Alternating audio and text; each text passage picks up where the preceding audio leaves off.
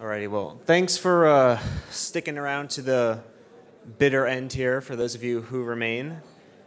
We certainly don't have a light topic to finish our day as we delve into the Iranian issue, which has only become a more pressing topic with the recent signing of the nuclear framework agreement. And so we have three experts here to help us shed some light on this and answer questions on this important topic. So we're going to begin with remarks from Gareth Porter. Gareth Porter is an investigative journalist and historian. He specializes in U.S. foreign and military policy. He's the author of 5 books, the most recent being Manufactured Crisis, The Untold Story of the Iran Nuclear Scare. He will be signing that book after this panel, if you want to stick around for that. In 2012, he won the Martha Gellhorn Prize for Investigative Journalism by the UK-based Gellhorn Trust. He will discuss the push for war on Iran.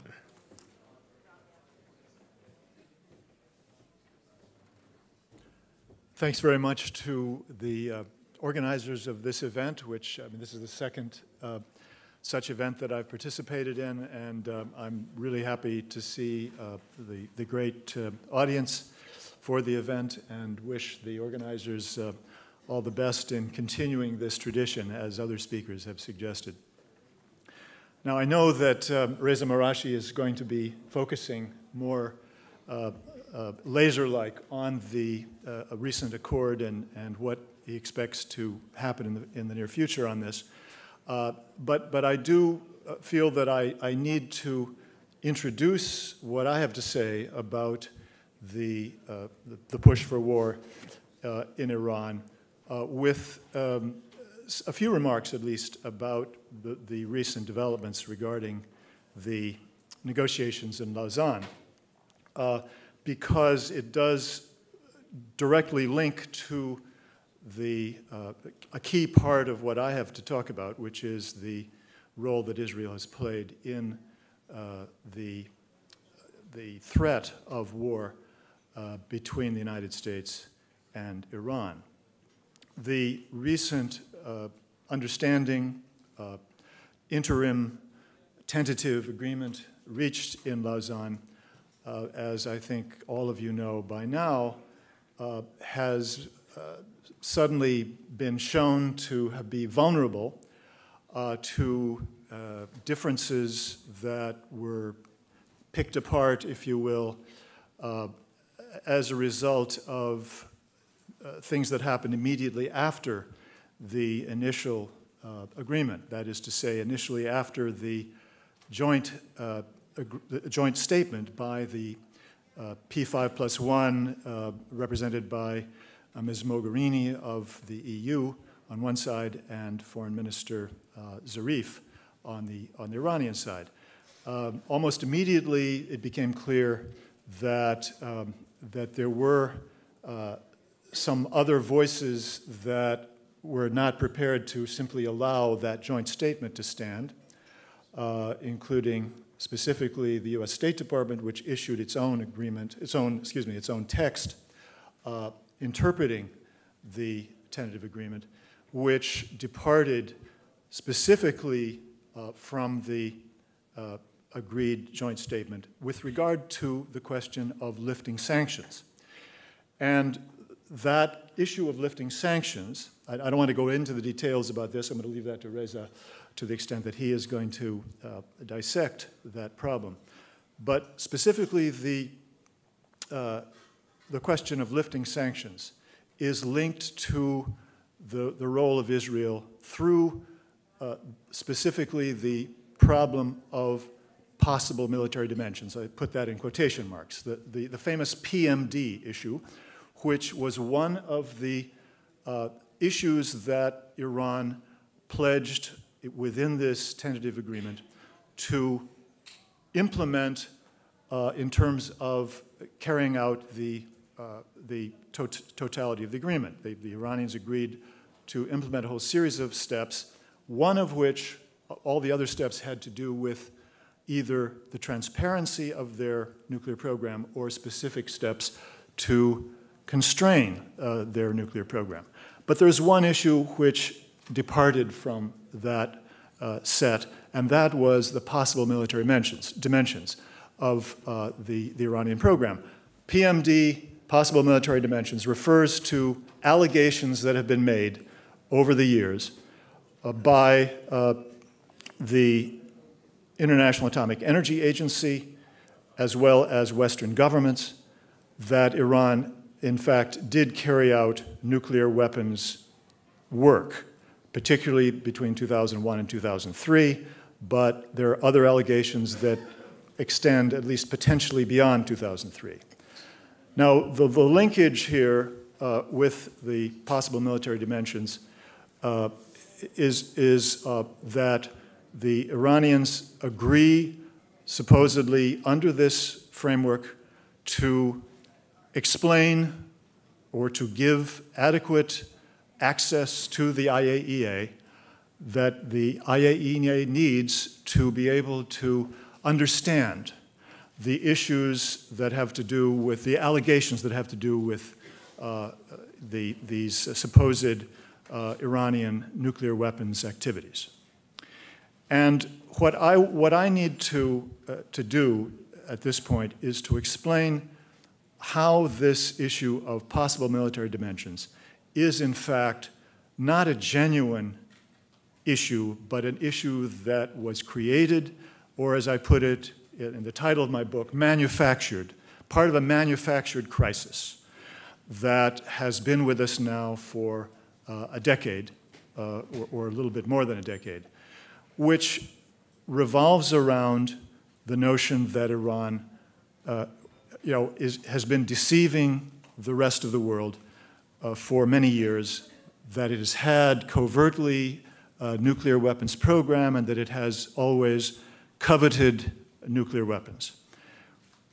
My book, Manufactured Crisis, The Untold Story of the Iran Nuclear Scare, lays out the real history of this issue of the Iran nuclear program and shows that there has been essentially a false narrative created layer upon layer over the years that goes back to the Clinton administration, certainly, and then was developed, obviously, much more effectively, much more far-reaching way by the Bush administration, handed over to the Obama administration, which has continued to take the position that that, in fact, represents the true history of the Iranian nuclear issue. And I don't have the time to go over that history, except insofar as it relates to the specific problem of the role that Israel played in creating that manufactured crisis. And to try to summarize this in just a couple of minutes, what actually happened here was that in 2001, when the George W. Bush administration came into office, it had in its national security team a group of neoconservatives who were quite determined to carry out a strategy in the Middle East that involved regime change, very far-reaching strategy of regime change, which essentially would remove all of the regimes in the Middle East who were not client states of the United States and Israel, on the same side as the United States and Israel.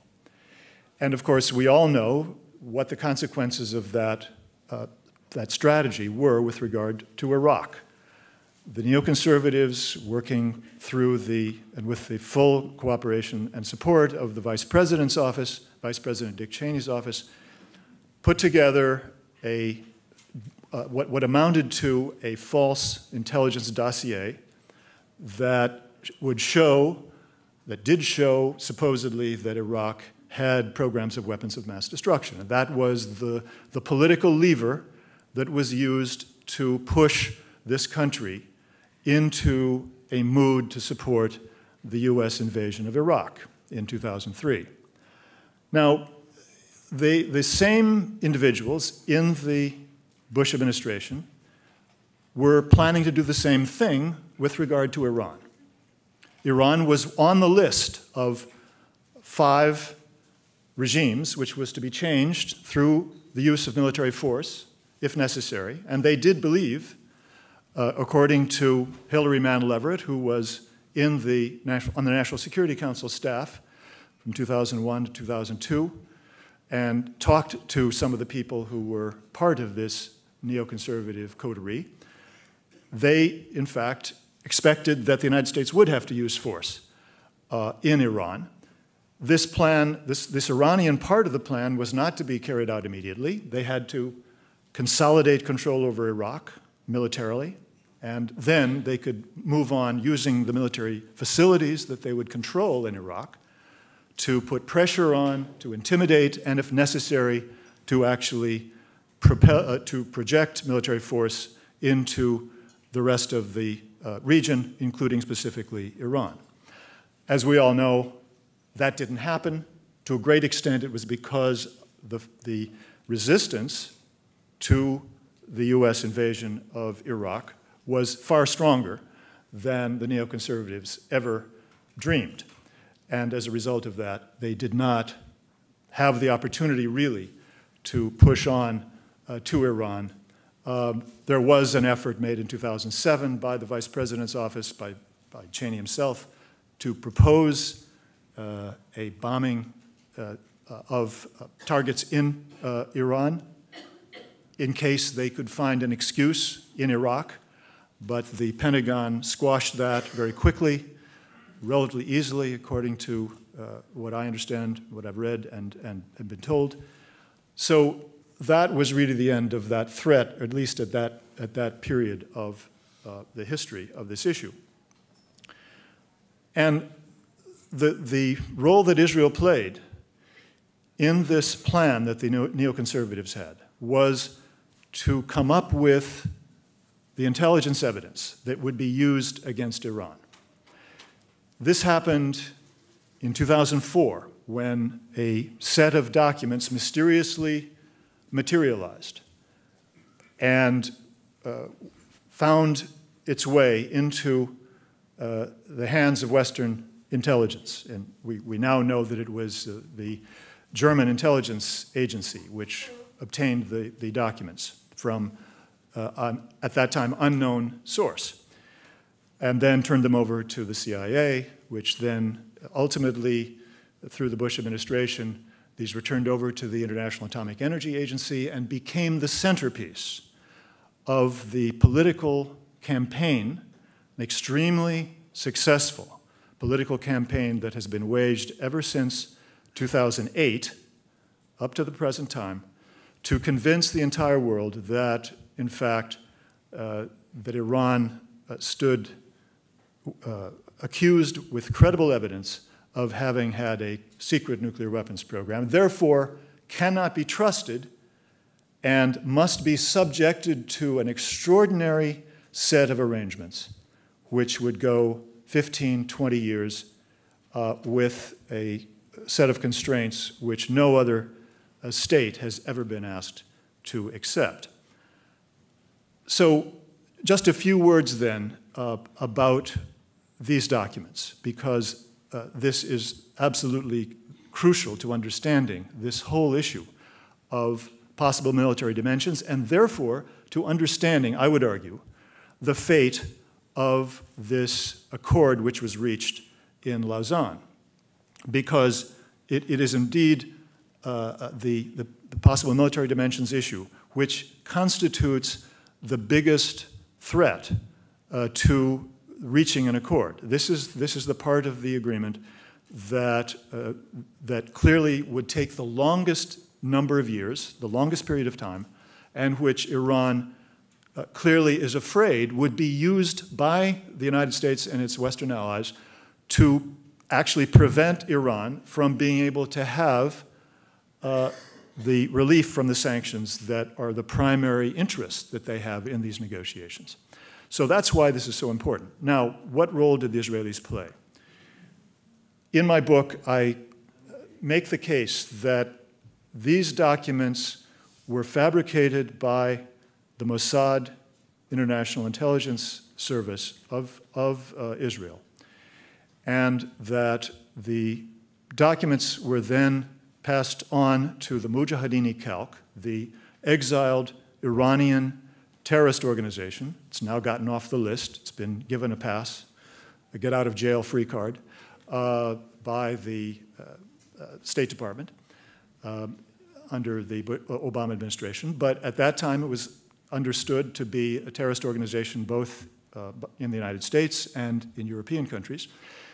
And more importantly, it was known, and it's well documented, to have been a client organization of Israel's Mossad, having served the purpose of laundering intelligence or alleged intelligence, purported intelligence, that the Israelis did not want to have attributed to the Israeli government, to Mossad. There are more than one examples of this that are now well documented, and even documented in a popular book published in Israel in Hebrew by a strong supporter of Mossad. It's a popular history of Mossad's biggest successful covert operations, one of which he argues, asserts, and says he has the evidence to support it, was these documents, which were passed on to the IAEA ultimately through this chain, but which he says the Mujahideen Khalq got from Mossad. He doesn't claim that all the documents came from Mossad, but he does claim that some of those documents definitely came from Mossad. So that is the sort of the chain of custody that I reconstruct in my book. The evidence that the documents came from Israel there's no smoking gun in the person of a former Mossad whistleblower that I can point to, but I can point to, and I do quote, the former German Foreign Office official, senior Foreign Office official, who gave me an interview on the record saying that he knew for a fact, because he was told by senior officials of the German intelligence service, that those documents did come from Mujahideen Khalq. They did not come from some former Iranian engineer or scientist who was part of this supposed Iranian covert nuclear weapons program. So that was the story that had been passed on to the news media, as well as to the IAEA by Bush administration officials. So that's the first piece of evidence. The second piece of evidence is that these documents were just part of a series of handovers of documents by the Israelis to the IAEA. There was a second series of documents that were given by the Israelis to the IAEA beginning in 2008 and continuing through 2009. We know this because former IAEA Director General Mohammed El-Baradei specifically states this in his book based on his own knowledge of what was going on when he was there in 2008 and 2009 before he retired from the agency. And the very interesting fact is that despite Mohammed El-Baradei's telling all of us this through his memoirs, no mainstream news source has ever reported that any of these documents, which were later featured by the IAEA in a report in November 2011, came from Israel. This fact has always been covered up by the news media. I'm the only journalist who has ever reported, and every time I write about these documents, I always point out the evidence that they came from Israel, including El-Baradei's own experience in his memoirs. But the IAEA itself has never acknowledged that the documents came from the Israelis in its reports. This has never been mentioned. It's never been mentioned in the news media. The argument has always been that these documents were, had to be, the source of the documents had to be kept secret because it would reveal sources and methods. This is the usual intelligence speak for not providing any information about where where the source originated, what the original source was. But of course, this doesn't apply at the national level. This is an entirely different level, and the rule obviously should be different, because the world's public has a right to know, in making their own judgment about the credibility of these documents, where they originated. What was the source? If they came from Israel, as El-Baradei said they did, then clearly these documents reflect the national interest of the Israelis, and they should be scrutinized with extraordinary care rather than being assumed to be authentic. So that's the second point. The other point that I want to make about authenticity is that the IAEA, during the El-Baradei regime, when he was Director General, did not believe that those documents were authentic. They believed that they were fabricated. I know that for a fact from a former IAEA, a senior IAEA official who, off the record, was not willing to be quoted, told me that that they understood that these documents not only had not been authenticated, but they were probably not authentic for a variety of reasons. Clearly he distrusted those documents, and he acknowledged that El-Baradei felt the same way. Then there's a final point that I want to make, and that is that for all kinds of reasons, it's clear that this second series of documents, there are linkages between what is claimed in these documents and information that we can definitely attribute to the Israeli government. For one thing, the Israeli government leaked to Israeli journalists in 2009 that they, in 2011, excuse me, that they in fact had provided most of the important documents that the IAEA was using to indict Iran. And then the final thing the point I want to make is that, that if you go back to 2004, there is a very important set of, 2003, 2004, there's a very important set of trips that John Bolton, who was the Bush administration's point man, both on weapons of mass destruction as well as on Iran and on Israel, made a series of trips to Israel, at least some of which were not authorized. I believe none of them were authorized by the Regional Bureau of the State Department, which is absolutely firm practice, a rule of the State Department, that a senior official wanting to visit a country must get the approval of the Regional Bureau to visit that country. That approval was never given by the Bureau on the Middle East, on Near East and South Asia in the State Department.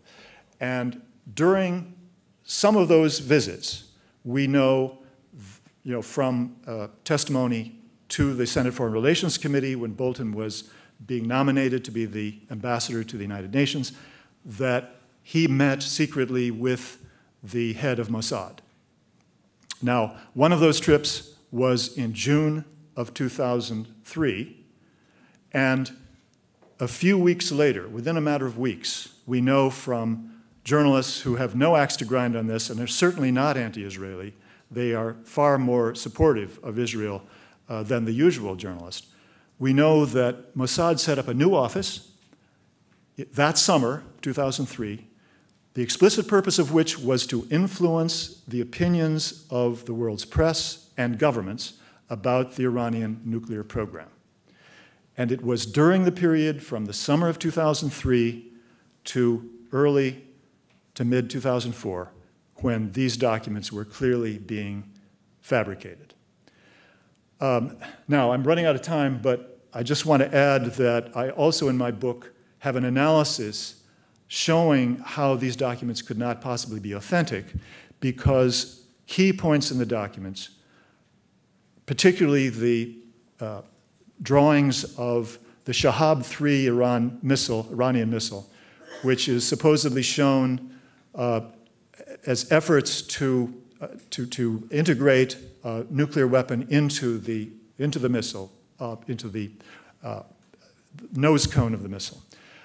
the drawings show the wrong missile. It shows the earlier version of that missile, which the Iranians had already abandoned in the year 2000 and had begun to redesign it, which was known. It was known that the Iranians were redesigning the missile.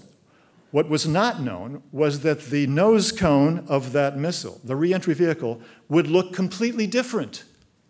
And it was only in July, August 2004 that foreign intelligence agencies for the first time knew that the nose cone did not resemble the original one. So it was, these documents were fabricated by someone who was not in the Iranian government, who was not aware of what their plan was for their development of a missile, redesign of the missile.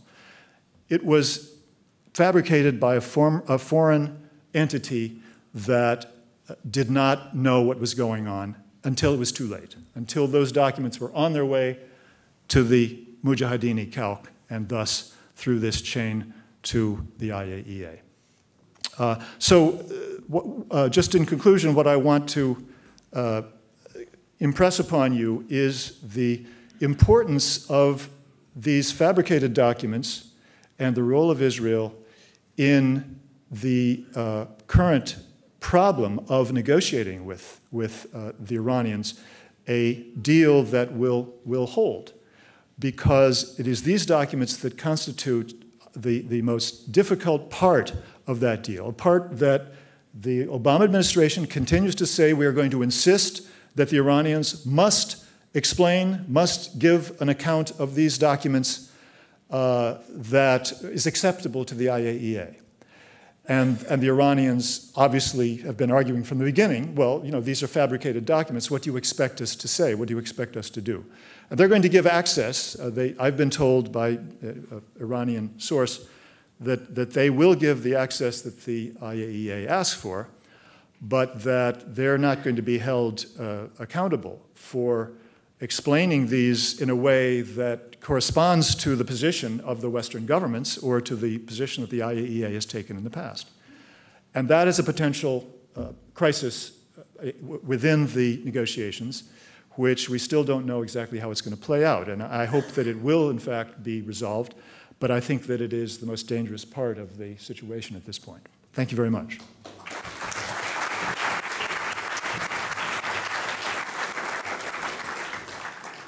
And so with that history in mind, we now advance to the current happenings with Iran and the nuclear deal. And for that, we turn to Reza Marashi, who is the research director from NIAC, the National Iranian American Council. Before joining NIAC 4 years ago, he was with the State Department's Office of Iranian Affairs.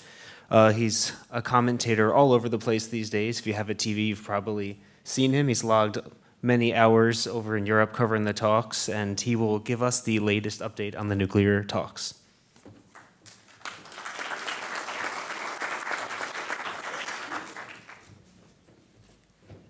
Thank you very much. I appreciate that kind introduction, and thank you all for coming. Hopefully talking about Iran at the end of the day is a nice change of pace, because as I looked at the agenda and saw all the interesting stuff you guys were talking about before the Iran panel came up, it looked like it really run the gamut. So let's spice things up. Let's talk about Iran a little bit, which in theory is completely separate from a lot of the stuff that you guys were talking about over the course of the day. But in reality, nothing in the Middle East is ever really separate from one another. It's one big, dirty, nasty, beautiful mess. So let's try to unpack this particular part of that mess as best we can. The reality of this situation here is that there's absolutely no way to cover the Iran nuclear deal in the amount of time that I've been allotted. It would take an entire panel, an entire conference just to discuss this one particular issue. That's actually kind of sad. But the saving grace is that I'm going to give you what I think are the three most important and three most digestible bits related to this expansive topic. And then I'm hoping that once we get to the Q&A portion, you can ask questions, and myself and my two colleagues will do our best to answer whatever questions you guys have. We're operating on the elementary school premise of no such thing as a stupid question. So why is this deal important? Gareth calls it a manufactured crisis. The Iranian foreign minister calls it an unnecessary crisis. I think President Obama is just relieved that he's one step closer to resolving this crisis. But the reality of the situation is we're talking about what could potentially be the most dangerous weapons known to man existing inside of Iran in the eyes of some countries. In the eyes of other countries, Iran, including Iran itself, they've never had the aspirations to have these weapons. The reality is probably somewhere in between, but rather than talk about the past, I want to talk about what's going on now and what lies ahead, because I think that's the most interesting thing, and that's what's most pertinent to hopefully securing a peaceful future. So, why is the Iran nuclear deal important? I think it's important. Well, you can ask 10 different people, they'll tell you 10 different things. I think it's important because the reality of the situation is we are talking about an issue of war and peace. And ladies and gentlemen, it is that simple. It is an issue of war and peace. The reason why it's an issue of war and peace is because, in my view, there's only two ways to solve international problems in the world. You have war and you have diplomacy. Now, the word solve here is a loosely defined term, but war or diplomacy, that's what you have. You have two options, right? Everything that happens between war and diplomacy, whether it's sanctions or secret assassinations or cyber warfare, and these are all things that happen to Iran's nuclear program, whether from the United States or allies like Israel or other countries as well. These are all stalling tactics that kick the can down the road and delays the inevitable choice between these two options, war and diplomacy. The dirty little secret that they don't tell you is that everything that happens before diplomacy, including war, is for leverage, to try to stack up as many bargaining chips as you can possibly get, because inevitably every conflict ends with a negotiation, including war. Let me give you an example. Iraq War starts in 2003. Before George W. Bush leaves the White House, he negotiates what's called a Status of Forces Agreement with the Iraqi government that was part of the withdrawal plan that was set for the end of December 2011. President Obama comes into office, and for a variety of reasons that we don't need to get into here, he decides that he might like to extend our troop presence in Iraq beyond the withdrawal date that was set by the Bush administration, December 31, 2011. As we start to negotiate with the Iraqis, the government that would not exist if it wasn't for us going in and invading the country and bombing it in 2003. As we are negotiating with this government, they say, we don't mind if your troops stay, but we're not going to give your troops immunity. Now, America does not send its troops anywhere unless American troops have immunity from prosecution under the law of that country. That was the Iraqis' way of basically saying, don't let the door hit you on the way out. Okay? So, how did that war end? It ended with a negotiation, and it ended with a negotiation, in my view, that didn't go that well for the United States, all things considered.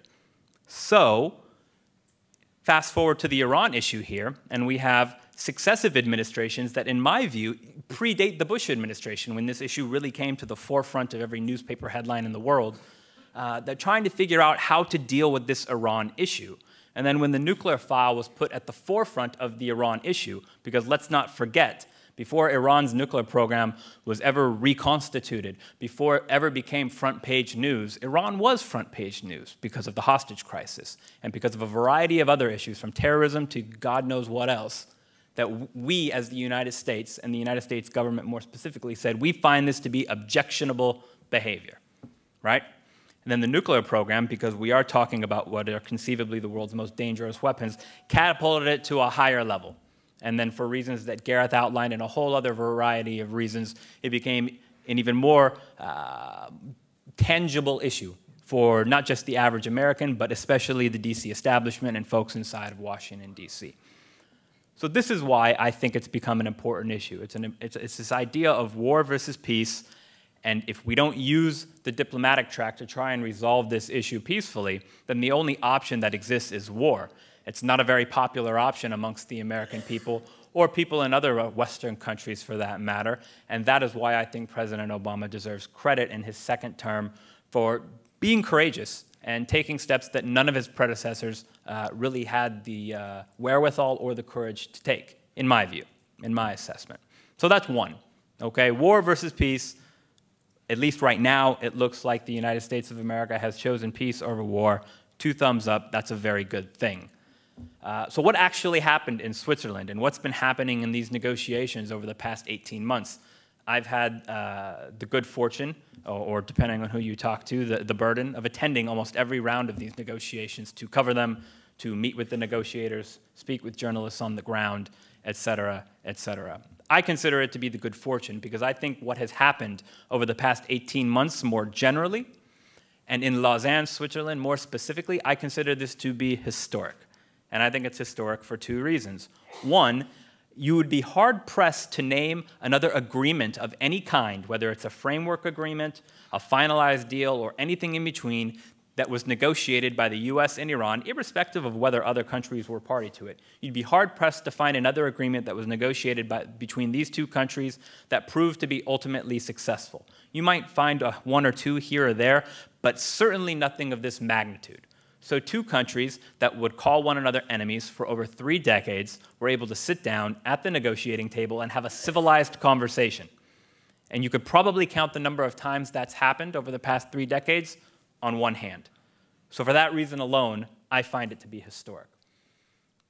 But I think it's even more historic because of the actual tangible things that both sides are getting in this agreement. The compromises that were made are far more reaching than I thought that they would be at this stage of the negotiations, and I think set us up for a successful future going forward to ensure that Iran's nuclear program is verifiably peaceful and that we avoid another war of choice in the Middle East.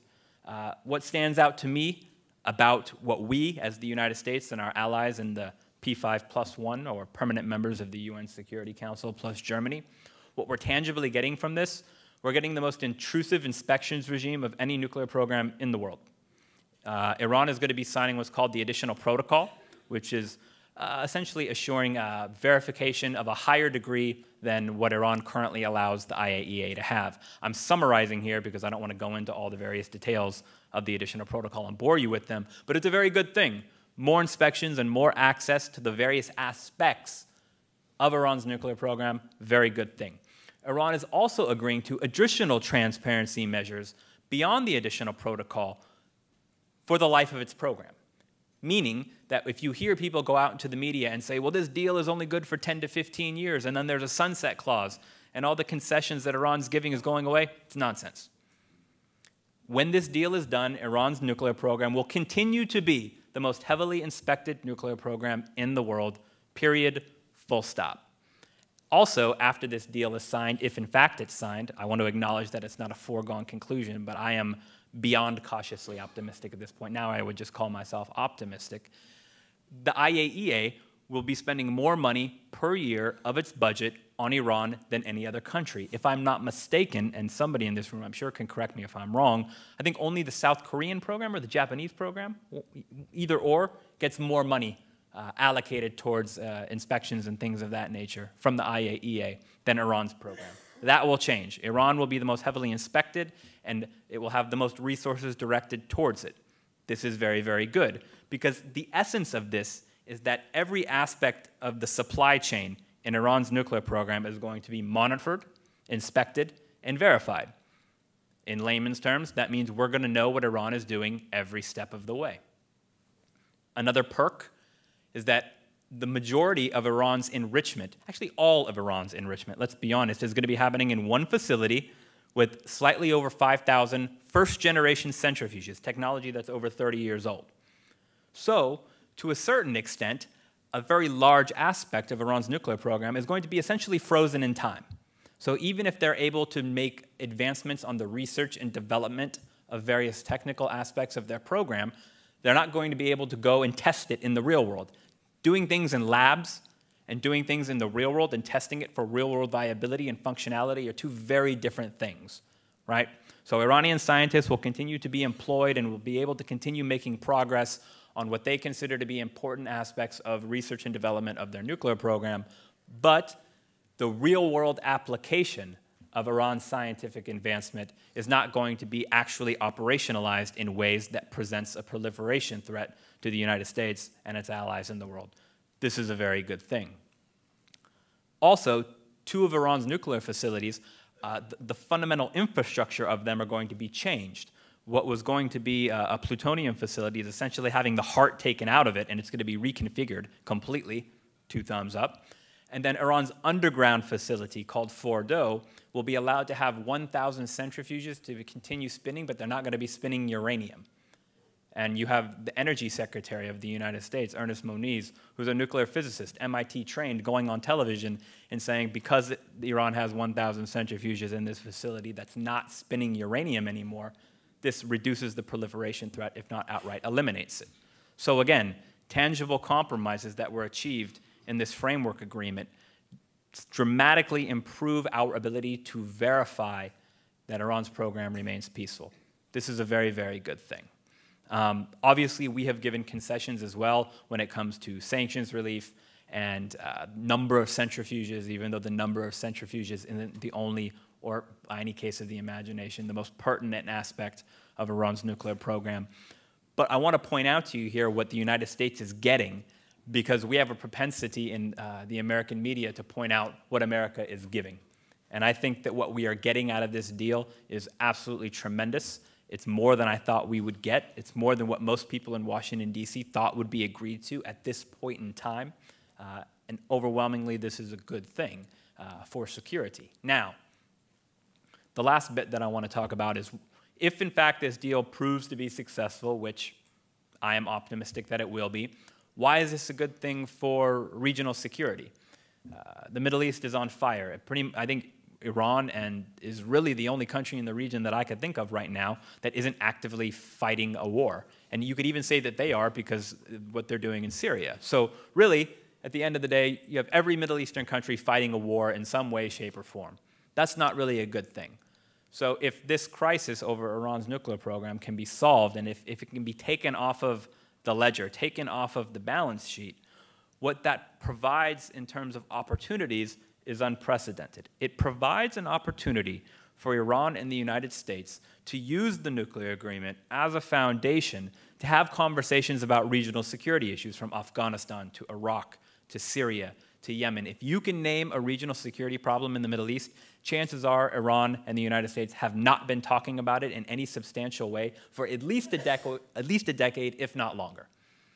And if you talk to political officials in Tehran, you talk to political officials in Washington, they tell you either we don't want to talk about it, this is the minority of people, or the majority of people say we'd like to talk about it, but this nuclear issue is the 8,000-pound gorilla in the room.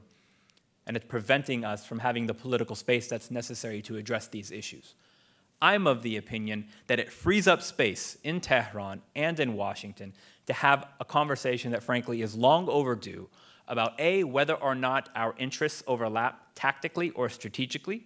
I'm of the opinion that they do in more than one area, but not every single area in the Middle East. And if Iran is brought into these conversations, it could help find political solutions to problems that frankly haven't been able to be solved because Iran hasn't been at the table. Ladies and gentlemen, durable solutions to any major conflict require the buy-in of every country with the capacity to wreck the solution. If Iran has the capacity to wreck a political solution in Syria, or with regards to Israel-Palestine, or in Yemen, or Iraq, then they have to be brought to the table and engaged if, in fact, you're trying to find a political solution. We've been trying for over 2 decades, if not longer, to work around Iran, to isolate Iran, to prevent it from being at the table. It hasn't worked. And here's another point where I give the Obama administration credit. They realize that this is, in fact, the case, and I am of the opinion that they're willing to test the proposition of having these conversations with the Iranians in an effort to try and build a better future in the Middle East and solve problems peacefully rather than dropping bombs and firing bullets. The last thing that I'll say, because this little timer here says that I have 2.5 minutes, is that there are spoilers that are trying to get in the way. Naturally, we have a hostile Congress to really anything that President Obama is trying to accomplish, foreign or domestic policy, and they're going to be pushing hard to try and torpedo the gains that were made in Switzerland and prevent either a final deal from being signed or to prevent the United States from fulfilling whatever obligations it signs on to in any final deal. That includes AIPAC, that includes the Israeli government, that includes the Saudis, that includes Gulf Cooperation Council countries. But to the Obama administration's credit, again, they are reaching out to each of these actors and trying really hard to prevent them from doing so. Some might even say they're fighting to protect the political investment that they've made, that the vast majority of Americans support them making. So in that sense, we do have a fight on our hands. But this is a fight that I think the president is willing to fight demonstrably. This is something that the president is making an investment in now in ways that he certainly did not during the first term of his presidency. And I think that while there is still risk involved, the president and the White House have a good strategy in front of them, and it is a higher likelihood that they'll win than they will lose. But I want to emphasize to you that creating the political space that's necessary for the White House to do the kinds of things that I think everybody in this room would like the White House to do requires citizens, interest groups, you name it, across the board to be active and to create the political space for them. It's not the White House's job to create the political space for you and I. It is the job of interested citizens, interest groups, think tanks, you name it, to create the political space for the White House. If people like you and I lead, I think you have a willingness in the White House to follow. Let that be a message, if nothing else, that resonates with you going forward, not just on the Iran issue, but frankly, any other issue. Because politicians are only as brave as constituencies who are willing to support them in their next election. So let me stop there. Thanks for listening. I appreciate it.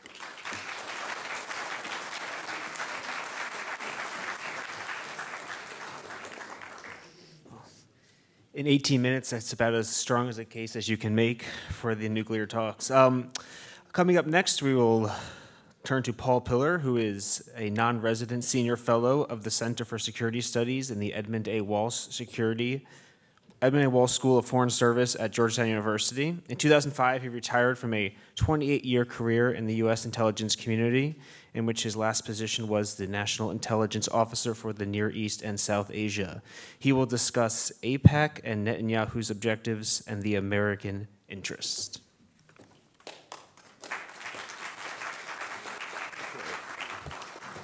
Well, good afternoon, and for those of you who have been sitting all day, to the very last speaker of the very last panel, congratulations.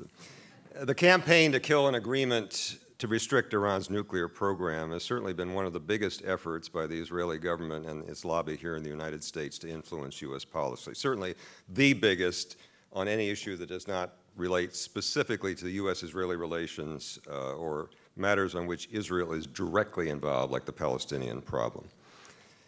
The nature and purpose of the campaign are worthy of attention, I think, for at least two reasons. One is the importance of the agreement itself, for all the reasons that Reza just outlined. It behooves us to understand why such an agreement, which is so much in U.S. interests, is being opposed. And some of the reasons are to be found, as Reza hinted, in domestic U.S. politics right here. That is to say, people in Congress and elsewhere who want to deny Barack Obama any kind of achievement, either foreign or domestic. But it's obvious that the most energetic and persistent agitation against the agreement has come from the current government of Israel, and thus also from that government's lobby here in Washington. The other reason for studying the basis for the anti-agreement campaign is to observe what that demonstrates more broadly about Israeli motivations and intentions as they relate to U.S. interests. The starting point for understanding those motivations is to ask why, if an Iranian nuclear weapon is as fearsome a prospect as it is said to be, that the Israeli government has been opposing rather than supporting an agreement whose very purpose is to place severe restrictions on the Iranian nuclear program, to subject it to an unprecedented degree of intrusive international inspection, and to keep it peaceful. The alternative to this laboriously negotiated agreement, after all, would be no agreement at all, which would mean Iran would not be subject to any special restrictions on its nuclear program, none of the special intrusive inspections that Reza described, nothing beyond the general obligations it would have as a party to the Nuclear Non-Proliferation Treaty. If an Iranian nuke is the worry, in other words, then sabotaging the negotiations and opposing the agreement that emerges from them simply makes no sense. Now, we've heard, of course, including from the Israeli Prime Minister, the notion of getting a better deal. But let's give the Prime Minister credit to be smart enough to realize that there's not going to be a better deal than what is emerging from the current negotiations.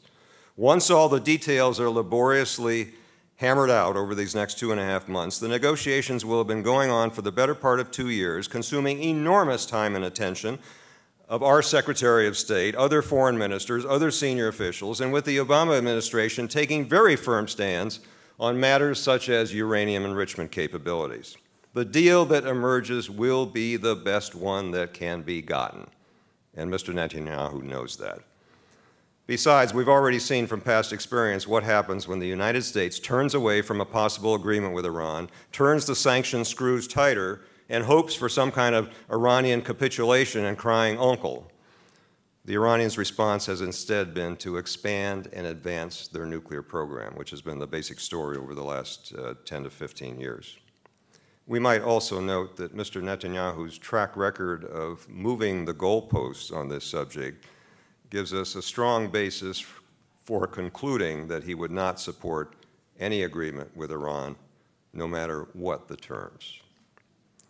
There is, to be sure, genuine concern and even fear among many sincere Israelis about a possible Iranian nuclear weapon, notwithstanding the strategic fact of Israel having the wherewithal to destroy the Islamic Republic of Iran in retaliation if Iran ever really did try, with what would still be far lesser capabilities than Israel's, to inflict lethal harm on Israel.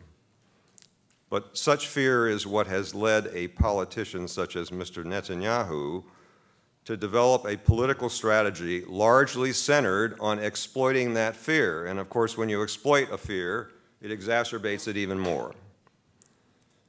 But even allowing for a large emotive element in how ordinary Israelis think and feel about this subject, it still makes no sense to oppose negotiation of an agreement explicitly designed to assure that the Iranian program stays peaceful. The reasons for the Israeli government's opposition to the negotiations and to the agreement have to be found elsewhere. Finding those reasons requires thinking more broadly about some of the follow-on political and diplomatic effects of the United States and its P5+1 negotiating partners striking a nuclear deal with Iran. And again, we should give the Israeli Prime Minister and other Israelis credit for being smart enough to understand those effects. A nuclear agreement represents a partial breaking of diplomatic ice, especially in U.S.-Iranian relations. Recall that only a couple of years ago, U.S. and Iranian officials weren't even talking to each other. It is a step toward Iran getting partly out of the international penalty box. It won't get entirely out of that box, and there are plenty of other issues besides the nuclear one that are reasons for sanctions that have been placed on Iran and that would remain in place. But a nuclear deal would entail partial relief from Iran's pariah status, and that has several implications of interest to Israel, and specifically to the Israeli government. One is that it will make Iran a less fettered, less restricted competitor with Israel for regional influence than it has been so far. As the second most populous country in the region, and specifically Iran, and specifically an unshackled Iran, would be, unsurprisingly, and quite legitimately, I might add, a major player in any contest for influence in the Middle East. It already is a major player, but it would be an even less restricted one than it is now. In seeking to win friends and influence people, Israel and Iran are not always appealing to the same constituencies, but sometimes they are. They're doing so in the Gulf Arab countries. One specific likely consequence of the partial unshackling of Iran will be a new rapprochement between Iran and the Gulf Arab countries, with some steps toward that end, such as some high-level visits, having already taken place in recent months, probably in anticipation of completion of the nuclear deal. Any such Arab-Iranian rapprochement makes it harder for Israel to present itself as an invaluable partner in opposing the Iranian menace on behalf of everyone else in the region. Not only will Iran be a formidable competitor for influence in terms of size and weight, it also is one that will continue to be not at all shy about criticizing Israeli policy. It will be less restrained in that respect as long as the Palestinian issue remains unresolved than the Gulf Arabs are, with their unspoken limits on castigating Israel that accompany the Gulf Arabs' close security relations with the United States. A second implication of an agreement is that Iran is a threat that is a focus of and one of the rationales for a very close U.S.-Israeli security partnership will fade somewhat. It is not, of course, the only focus and rationale for that relationship, but is one that is especially congenial to the way Israelis like to describe the lines of conflict in the Middle East. It's Iran against everybody else. Third, the completion of a complicated and important agreement between Tehran and Washington and its Western partners, and the opening that this will provide to Washington and Tehran doing worthwhile business on other matters, as Reza suggested, where their interests happen to overlap, at least partially, challenges the Israeli mantra that Israel is the only reliable and worthwhile partner that the United States has in the Middle East. Now, Israeli fears about just how much of a challenge this will be, I think, are perhaps somewhat exaggerated. Iran is not about to become a U.S. ally, and there's not even the prospect, in my judgment, of full diplomatic relations being restored between Washington and Tehran anytime soon. But the claim to being the only this or the only that is an important rationale for Israel in trying to justify the extraordinary relationship with the United States that it has enjoyed. Another of those only claims, of course, has been that Israel is the only democracy in the region. Netanyahu's government may realize that this claim, too, is wearing somewhat thin, with the Prime Minister having made explicit his determination to hold on to the occupied territories, and his biggest financial backer, Sheldon Adelson, saying, quote, "Israel won't be a democratic state, who cares," unquote. Iran, despite all of its considerable democratic deficiencies, such as the vetting of candidates by the Guardian Council and that idiosyncratic role of the supreme leader, at least does not have a large subject population with no political rights at all, as is the case, of course, with the Palestinians in the occupied territories. Bearing that in mind, I think it's fair to say that taking the greater Middle East as our framework, that the overall level of democracy in Israel and Iran these days can be considered about the same, although at the moment both are probably behind Tunisia.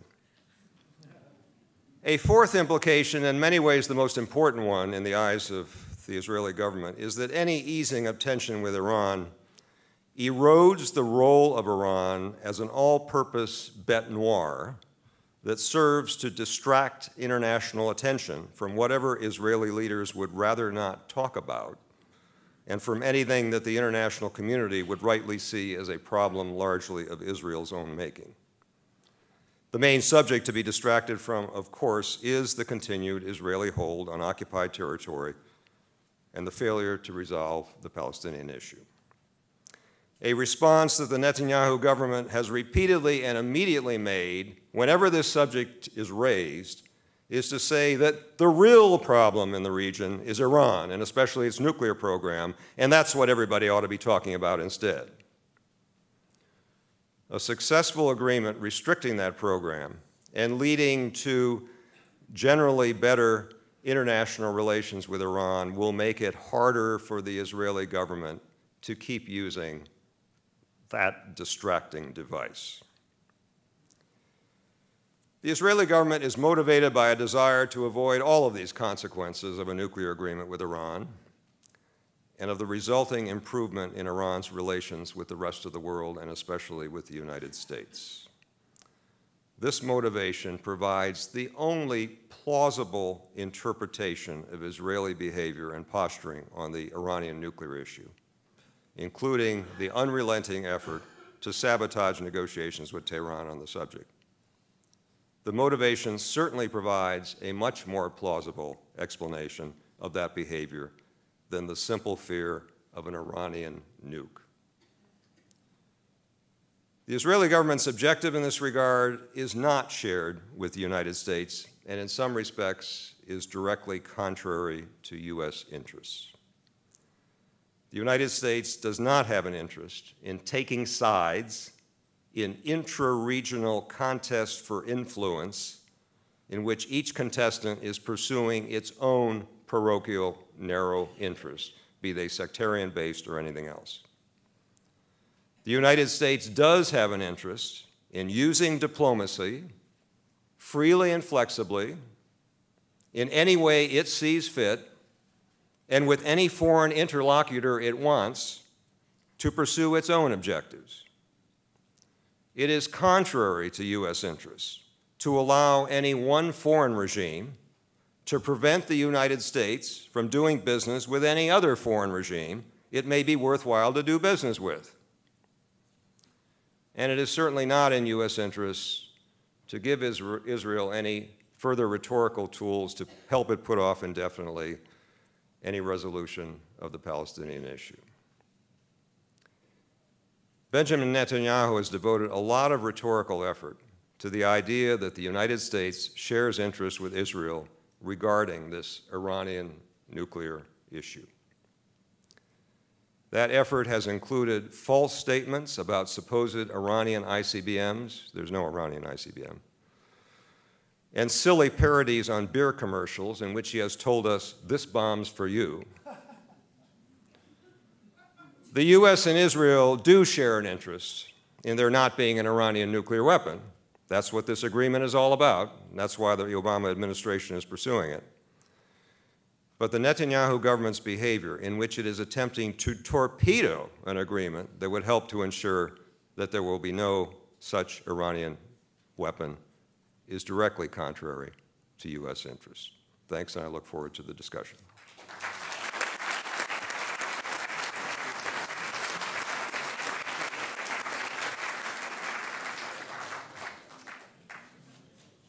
So we are running on borrowed time right now. So everyone does have a few question cards in front of them. So maybe if we'll just go down the line, choose your best questions, and give us your thoughts, and don't take that long.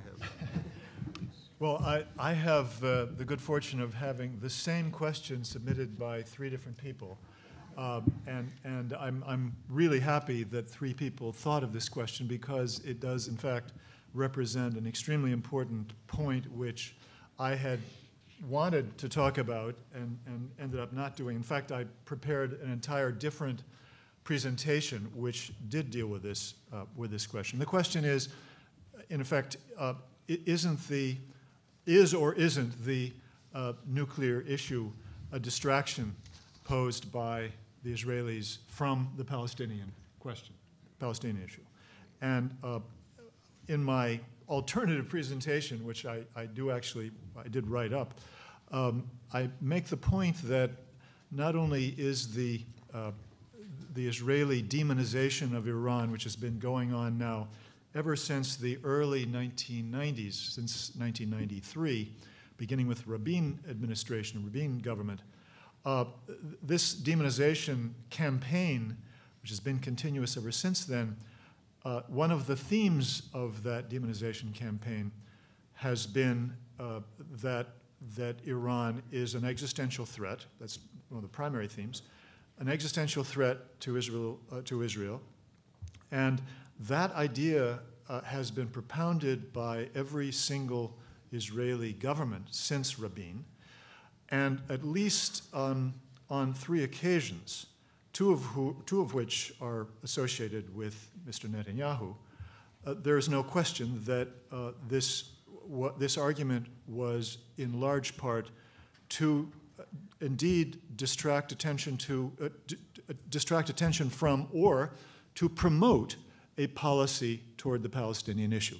If you go back to the Rabin government, he actually created the idea of the existential threat to Israel from Iran in order to justify his policy of negotiations with the PLO beginning in 1993. And one of the interesting things that I've learned about Rabin's policy is that he originally started talking about nuclear weapons, the threat of nuclear weapons in the Middle East after he was elected in mid-1992, but he talked about Arab regimes, particularly, of course, thinking of Iraq. He didn't talk about Iran. It was not until he actually met with Bill Clinton in late 1992, during Clinton's presidential campaign, when Clinton apparently voiced the very, very hard line toward Iran, which he believed would be popular with funders who he was appealing to in the United States as the pro-Israel candidate. And it was only after Clinton was elected that Rabin started talking about the threat, an existential threat from Iran. And so the point being that there's a reciprocal relationship here between the Israeli use of the threat from Iran, the existential threat from Iran politically, and their enablers in the United States. In this case, Clinton wanting to run as the pro-Israel candidate, again, in order, presumably, although I can't document this, to make sure that he had very strong support from funders as well as getting the Jewish vote. But the point about Netanyahu is that on 2 occasions, he used the existential threat from Iran in order to ward off pressure from the United States to change his policy to become more forthcoming with regard to the Oslo process, the peace process. He started doing that in 1997, very explicitly, started talking about the existential threat precisely when he needed to prevent the Clinton administration from putting pressure on him or soften any diplomatic pressure from the Clinton administration to carry out the agreements that have been already reached by the Israeli government with the Palestinians.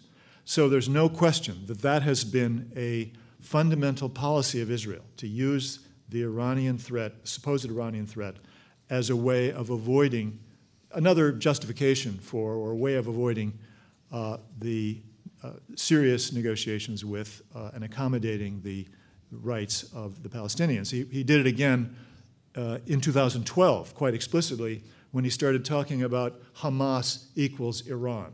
It was a way of making his domestic problems with the Palestinians an issue of the threat from Iran, which, of course, by that time, as I talked about earlier, was a major success that Israel had been able to achieve politically and diplomatically to create this idea of Iran as a nuclear threat.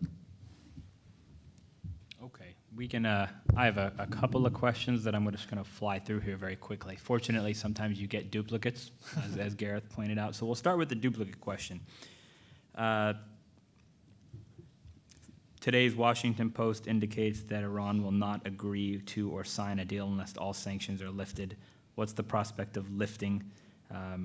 What's the prospect of a final deal with Iran, given Khamenei's denunciation today on the front page of the Washington Post? I think there's an unfortunate propensity to take what the Supreme Leader says word for word at face value. I think like any politician that gives a speech, you kind of have to delve in there and connect the dots in terms of what he's saying with what's actually happening in the world.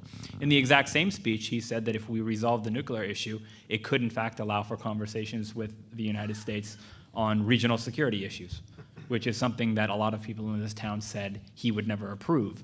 So I do think that he came out and said all sanctions should be lifted immediately, but I don't think that's his actual position. I think there's a bit of posturing, and I think that there is a bit of spin going on, and I think the Iranians realize that it is not possible for American sanctions to be lifted upon signature of a nuclear deal.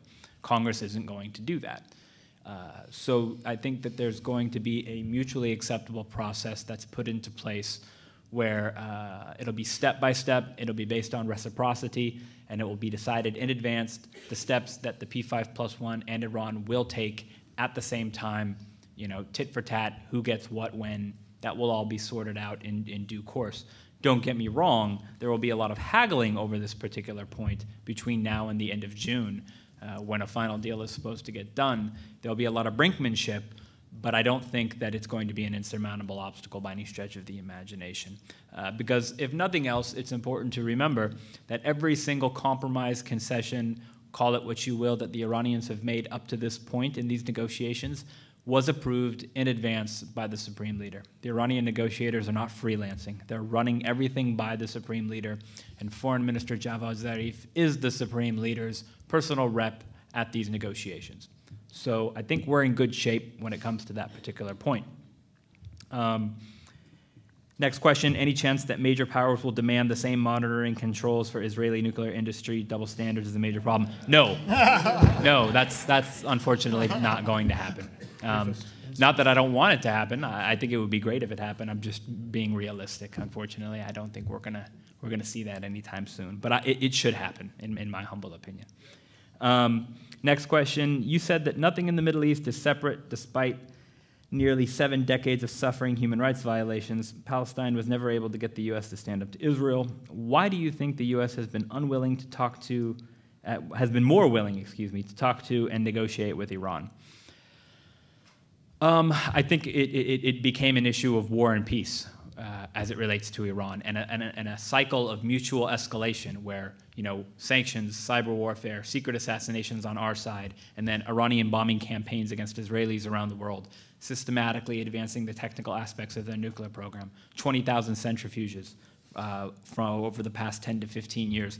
Both sides were running out of escalatory options that were short of what would essentially be a tripwire to war. So it was kind of like those old James Dean movies where the two cars are driving towards the end of the cliff, playing a game of chicken to see who will pump on the brakes first.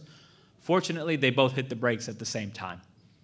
And that's luck. I don't even believe in luck. I think luck is for losers. But frankly, we got lucky, okay? This was not a strategic decision on the part of the United States or the Iranians. It was just cooler heads prevailed. And that doesn't happen often when we're talking about our world more generally or the Middle East more specifically, which is why I'm calling it blind luck. As it pertains to mistreatment of Palestinians and America's unwillingness to stand up to Israel, I think it was Harry Truman that once said that he compared the amount of Zionists that he has as constituents versus the lack of Arabs that he has as constituents. I don't remember the exact quote, but the reality of the situation is that domestic political constraints in the United States have a propensity to dictate the positions that a lot of our elected officials take on this one very emotionally and politically charged issue. Love it or hate it, Jewish Americans are extremely well organized politically in the United States of America, and until we have equally organized minority groups that perhaps have a difference of opinion on how these policies should play out as it pertains to the United States involvement, I just don't see a viable way for this to shift. But the fact that you're all here right now, I think, speaks volumes to the fact that it is in fact possible. The last thing that I would say as it relates to these questions, will the U.S. accept a deal with Iran unless all sanctions end? What about inspections of military installation? I think I covered the sanctions bit. They'll sort out a mutually acceptable way to get the sanctions terminated and then allow for the constraints on Iranian programs in a reciprocal manner. You don't get this far in the process to let it blow up over minutia. And it's not to say that the minutia is important, because the devil is definitely in the details, but I just don't think it blows up at this point. I think it's kind of like the banks in 2008. It's too big to fail. Inspections of military installations. Depends on what the military installation is. The International Atomic Energy Agency has had access to some military sites in the past, and if there is just cause to visit military sites in the future, I don't think that there will be a problem on the part of the Iranian end to allow those visits. But what I don't think the Iranians will agree to is allowing the IAEA to say, hey, you have a military site, we want to visit it. And the Iranians say, why? And then the IAEA says, because. I don't think that's going to happen. So I'd like to think that there's a gray area, or a middle ground, if you will, that the two sides can agree on. And in fact, I think that they actually will end up agreeing on a middle ground. Because again, the amount of compromises and concessions that both sides have made at this point are so massive that to backtrack and to let it fall apart now would be a failure of epic proportions. All of the questions I were given are basically on the same topic, and to quote one of the cards. Why does no one bring up, one, Israel's nuclear program, two, the fact that Israel has not been inspected by the IAEA, and three, that Israel has never signed the Nuclear Non-Proliferation Treaty? The U.S. government, as a matter of policy, has never pronounced on this topic. I will follow the prescribed rules and refer to Israel's widely suspected nuclear weapons arsenal. If the writings of Avner Cohen, who is the foremost historian of Israel's widely suspected nuclear weapons program, he's written a couple of books on the subject, has, among others, described the origins of this. Goes back to the time of Richard Nixon and Golda Meir in the earliest phases of Israel's widely suspected program, in which the basic deal that was struck was that the U.S. government would not make a stink about the program as long as the Israelis did not publicly acknowledge it and thus make it a huge foreign policy problem for the Nixon administration. And that's been continued to be the policy through several administrations, and I think just through longevity and the fact that it has gone through several Republican and Democratic administrations. For the U.S. to depart from that policy would be seen as a huge step. It would be seen as, by would-be supporters of Israel in this country, as a, I mean, of the ilk that we're talking about in this conference, a big blow against Israel and a huge compromise to the special relationship.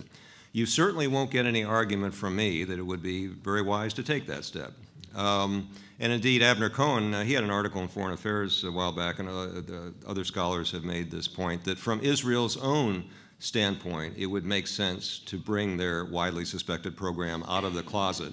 Among other things, it would enable more open and worthwhile talks between U.S. and Israeli officials about security cooperation, that really matters, that sort of thing. But like Reza, I don't expect this is going to happen anytime soon. I would not rule it out entirely if over the next 2 years, in response to Israeli government continued attempts to do everything it can to sabotage and defeat the nuclear agreement, if the Obama administration in its closing months really wanted to play hardball, this is one thing they could have on their list of options. To finally change the policy that Nixon set over 40 years ago. But again, I'm not going to hold my breath.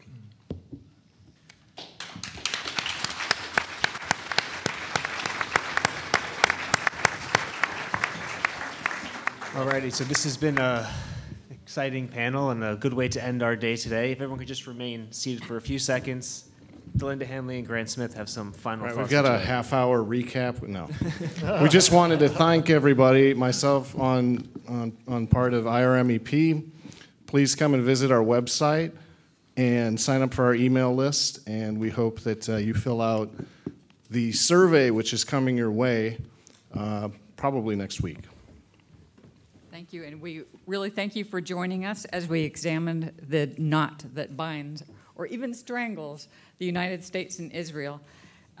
Let's continue to work together to untie this knot, improve our nation's policies, and align them more with American core values. And I really want to give a shout out to Grant, who has been working, his whole family has been working this for months. No one could do a conference without this man, and keep your eye on the Institute for Research in Middle East Policy. Thanks, everybody.